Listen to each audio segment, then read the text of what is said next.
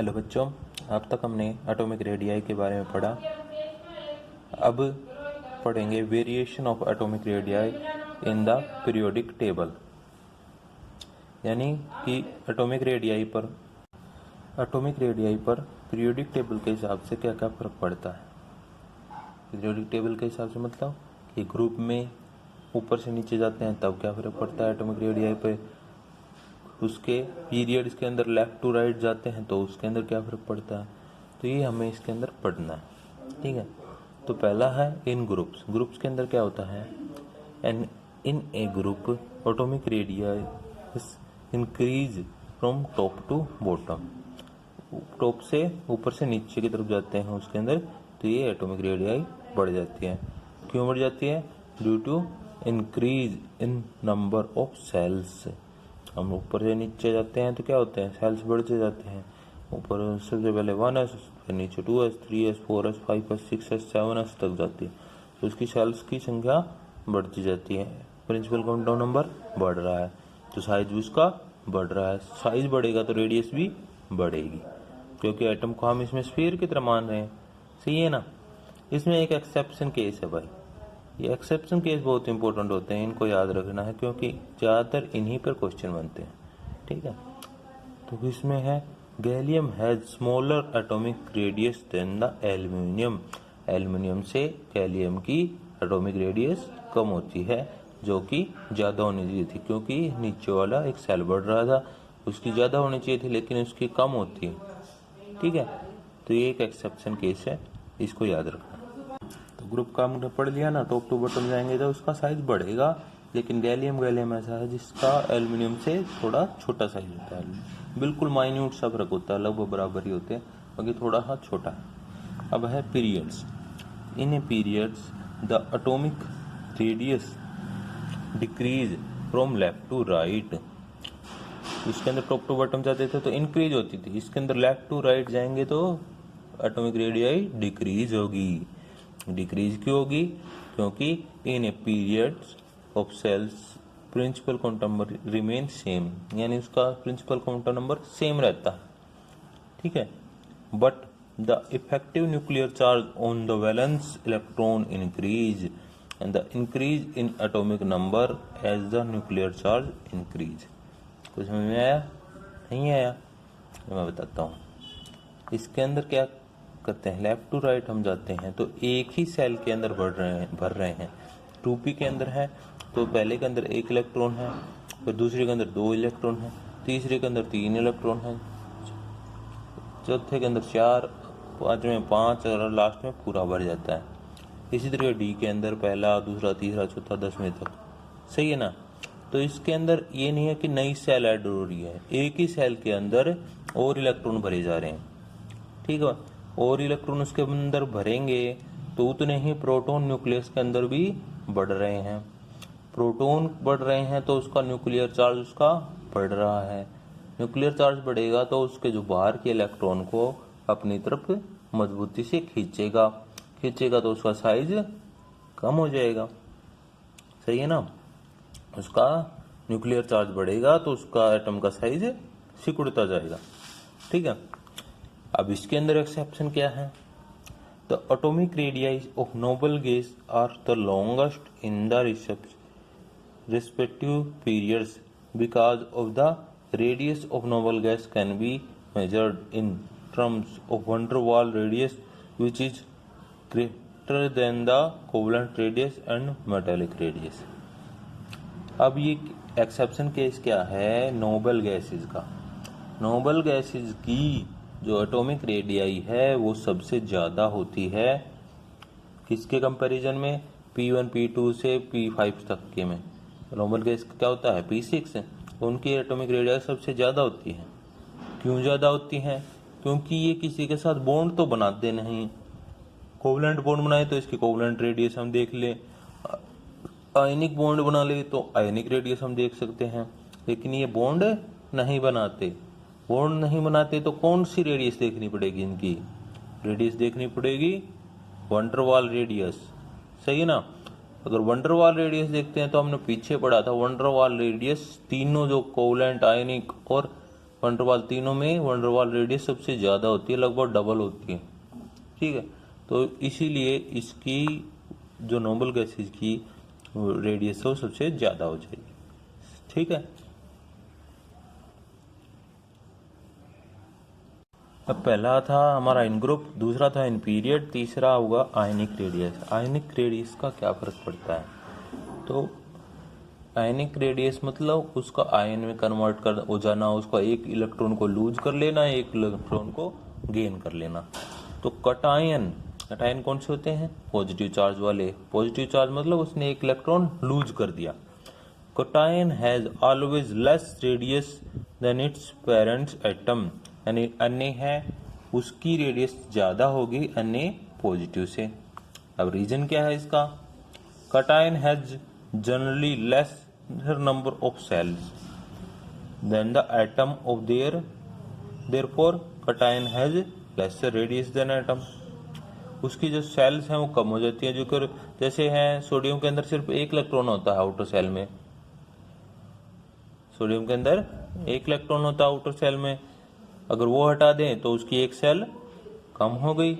एक सेल कम हो गई तो फिर क्या हो गया? उसका साइज डिक्रीज हो गया। सही बात है। अब दूसरा क्या कारण होता है? Cation has always lesser number of electron. Cation मतलब पॉजिटिव चार्ज, यानी एक इलेक्ट्रॉन को लूज करना। Than the protons, therefore effective nuclear charge on the valence electron in the cation is more than in parents atom. क्या होता है? जब एक इलेक्ट्रॉन कम हो गया तो लेकिन न्यूक्लियस के अंदर तो उतने ही प्रोटॉन हैं उनको अट्रैक्ट करने वाले, न्यूक्लियर चार्ज तो उतना ही है। पहले तो उनको ज्यादा को इलेक्ट्रॉन को अट्रैक्ट करना था, अब एक इलेक्ट्रॉन निकल गया उसमें से, तो अब उसको कम चीजों को पकड़ के रखना है, तो उसका जो फोर्स है, अट्रैक्शन है, वो पकड़े रहने की ताकत है वो बढ़ गया ना nuclear charge, effective nuclear charge उनके ऊपर। अब ये बढ़ गया तो फिर क्या होगा? उनको उसका जो साइज है वो सिकुड़ जाएगा, क्योंकि उनको बाहर के इलेक्ट्रॉन जो बिखर रहे थे उनको अपनी तरफ खींच लेगा। तो एटॉमिक रेडियाई जो कटायंस की है वो कम हो जाएगी। अभी एग्जांपल दिया भाई, एक सोडियम, मैग्नीशियम और एल्युमिनियम हैं, इनके प्रोटॉन की संख्या 11, 12 और 13 है। अब सोडियम में से एक इलेक्ट्रॉन निकाल दिया तो इसके इलेक्ट्रॉन रह गए 10। मैग्नीशियम में से 2 निकाल दिए तो इसके भी इलेक्ट्रॉन 10 रह गए। एल्युमिनियम के निकाल दिए 3 तो इसमें भी 10 रह गए। तब ये बोल रहा है कि आयनिक रेडियाई है वो ये इलेक्ट्रॉन तीनों में बराबर हो गए 10। तो जिसके इलेक्ट्रॉन बराबर हों वो उनको आइसो इलेक्ट्रॉन बोलते हैं। आइसोटोप वगैरह पढ़े थे ना पीछे, ठीक है। तो इसकी रेडियाई सोडियम की सबसे ज्यादा होगी, फिर मैग्नीशियम की, फिर एल्युमिनियम की, ठीक है। तो इसका क्या कारण है कि अमोंग द आइसो इलेक्ट्रॉन, मतलब जिनके इलेक्ट्रॉन बराबर हो, species greater the positive charge, यानी पॉजिटिव चार्ज इसके ऊपर ज्यादा होगा, स्मॉलर इज द रेडियाई, उसकी स्मॉल रेडियाई होगी। तो इसमें अन्य की सबसे ज्यादा है रेडियाई, फिर मैग्नीशियम की, फिर एल्युमिनियम की, ठीक है। और इसमें ये भी देखते हैं कि लेफ्ट टू राइट जा रहे हैं तो उसमें रेडियाई कम होती जाती है, ठीक है। लेकिन इसमें ये एल्युमिनियम उसमें डी में आ जाता है, ठीक है। तो इसमें जितनी ज्यादा पॉजिटिव चार्ज होगा आइसो इलेक्ट्रॉन के अंदर, आइसो इलेक्ट्रॉन एटम होगे ना, तो जितना ज्यादा पॉजिटिव चार्ज होगा उतनी ही उसकी रेडियाई कम होगी। तो इसके ऊपर 2 पॉजिटिव है तो इसकी सेकंड नंबर पे, 3 पॉजिटिव है तो इसकी फर्स्ट नंबर पे, ये पहले सबसे छोटी होगी इसकी, ठीक है। समझ में आ गया इतना। अब नेक्स्ट है एनायनिक रेडियाई। ये पॉजिटिव चार्ज वाले थे तो अब ये होगी नेगेटिव चार्ज वाले, ठीक है। ये इलेक्ट्रॉन को लूज कर रहा था, ये क्या करेगा? इलेक्ट्रॉन को गेन कर लेगा। An anion is always have greater radii than its parent atom. इसमें क्या होगा? इसकी रेडियाई है वो बढ़ जाएगी, उसमें कम हो रही थी क्योंकि 2 रीजन बताए, अब इसके अंदर बढ़ रही है तो उसका भी रीजन हम बताएंगे। क्लोरीन है इसके अंदर,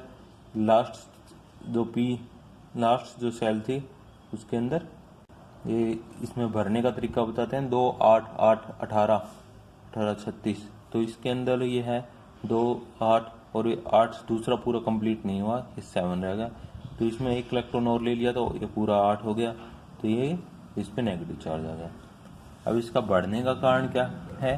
N anion has greater number of electrons than proton.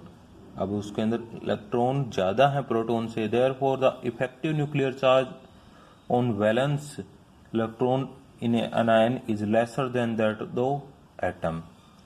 अब ये जो उतना ही चार्ज पहले वाले इलेक्ट्रॉन को अट्रैक्ट करा था, अब एक और बढ़ा दिया तो चार्ज है वो बढ़ गया, उसके अंदर भी बढ़ गया, तो सबके ऊपर जो इलेक्ट्रॉन न्यूक्लियर चार्ज पड़ रहा था वो डिक्रीज हो गया, तो वो एटम का इलेक्ट्रॉन है थोड़े बाहर की तरफ फैल जाएंगे तो फिर उसका साइज बढ़ जाएगा, साइज बढ़ेगा तो उसकी रेडियस बढ़ जाएगी।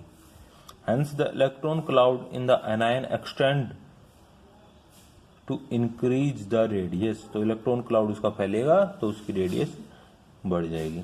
एग्जाम्पल इसका क्या ले लिया इसमें? नाइट्रोजन, ऑक्सीजन और क्लोरीन। नाइट्रोजन ने 3 इलेक्ट्रॉन ले लिए, ऑक्सीजन ने 2 और क्लोरीन ने 1, तो इनके 10 इलेक्ट्रॉन हो गए, इनके प्रोटॉन 7 8 और 9 है, तो ये अभी आइसो इलेक्ट्रॉन होंगे। तो अभी जैसे पीछे पड़ा था वैसे ही इसके अंदर है, इसके अंदर थोड़ा सा उल्टा हो गया, उसके अंदर ज्यादा पॉजिटिव चार्ज होता था, उसकी रेडियाई कम होती थी, इसके अंदर जितना कम नेगेटिव चार्ज होगा उतनी ही उसकी रेडियाई कम होगी। In iso electron species the greater the negative charge greater is the radius, मतलब जितनी ज्यादा नेगेटिव चार्ज होगा उतनी ही उसकी रेडियस बड़ी होगी, और जितना कम होगा उतनी ही उसकी रेडियस कम होगी।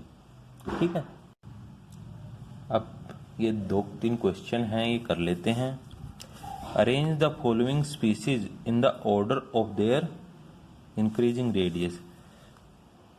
फॉलोइंग स्पीसीज को इंक्रीजिंग रेडियस के अंदर अरेंज करना। तो पहला है ये लिथियम, सोडियम और मैग्नीशियम। ठीक है, हम ये क्या देख रहे हैं कि इसके अंदर सबसे 2 ही सेल हैं, तो सबसे पहले लिथियम आ जाएगा, सही है।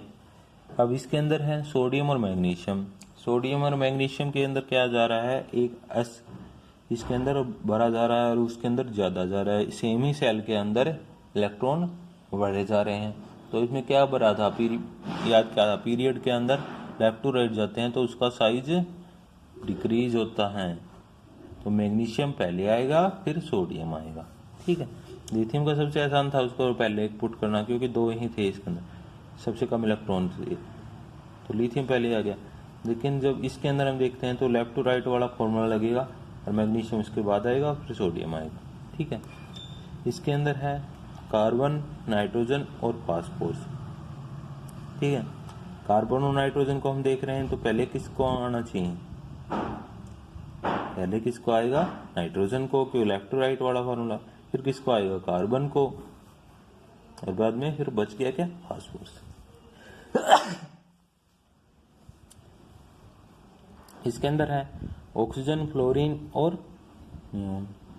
ठीक है, तो पहले इसके अंदर कौन आएगा, आना तो लेफ्ट टू राइट के हिसाब से था नियोन, लेकिन हमने पढ़ा था एक्सेप्शन केस में कि नियोन क्या है, नोबल गैस है, तो ये लास्ट में आएगी, इसकी सबसे ज्यादा रेडियस होगी, तो फिर कौन आएगा, फ्लोरीन, फिर ऑक्सीजन और बाद में नियोन। ठीक है, इस तरीके से ये तीनों सोल्व हो गए। ठीक है, अब नेक्स्ट टॉपिक होगा आयनाइजेशन एंथैल्पी, और नेक्स्ट अगली बार करेंगे।